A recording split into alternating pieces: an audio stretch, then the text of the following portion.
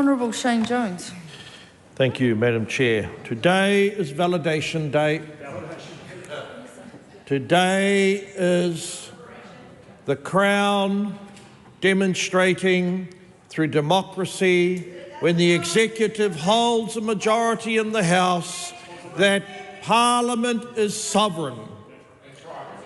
This is simply the executive that has a solemn duty to ensure that those mammals in the animal kingdom, otherwise known as human beings, don't play second fiddle to Freddie. We're not having that. This is also an opportunity for this side of the House to remind Kiwis that when the High Court makes a random decision, it is not unreasonable for the mining industry, the transport industry, the infrastructure industry, property developers to ensure that the weaponisation of random skinks, hitherto unknown insects, and various other geckos, and those things that cackle beyond the other side of the House, that they will not trump the need for communities to enjoy access to reliable infrastructure.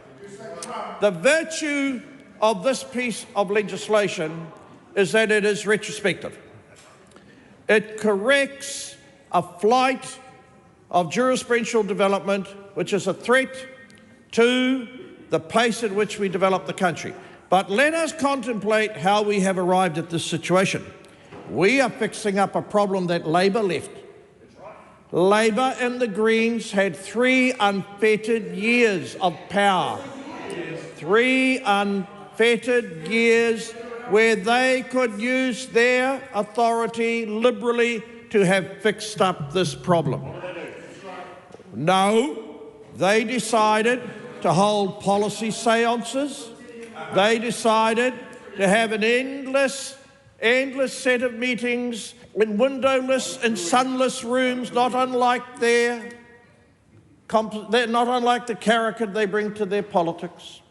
It's fallen upon my colleague, Honourable Tama Potaka, to seize this issue and rescue the development of New Zealand's infrastructure from a narrow vested, and I have to say, Madam Chair, it's a very shadowy group that has brought this litigation. Their thinking is spawned in murk. Apparently the funder comes from somewhere in the South Island.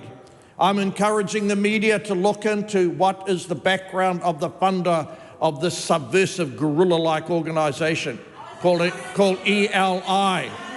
They must be subject to the disinfectant-like qualities of sunlight, because they are wandering around interfering in the ambitions of communities to grow, finding obscure, pettifogging-orientated references in the law, and they're weaponising them.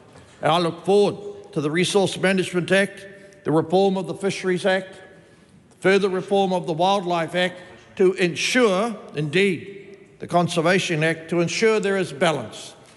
So it's actually a pleasure, Madam Speaker, in this third reading speech to remind all the men and women out there today, digging coal, looking for gold, generating wealth in the quarries, looking for new critical minerals, that their interests have not been subjugated by a small, unelected caste of intellectuals known as ecologists who keep looking for bats until the number 2s of a bat are discovered. I could have quickly directed their attention to number 2s in the House, however, that's another matter.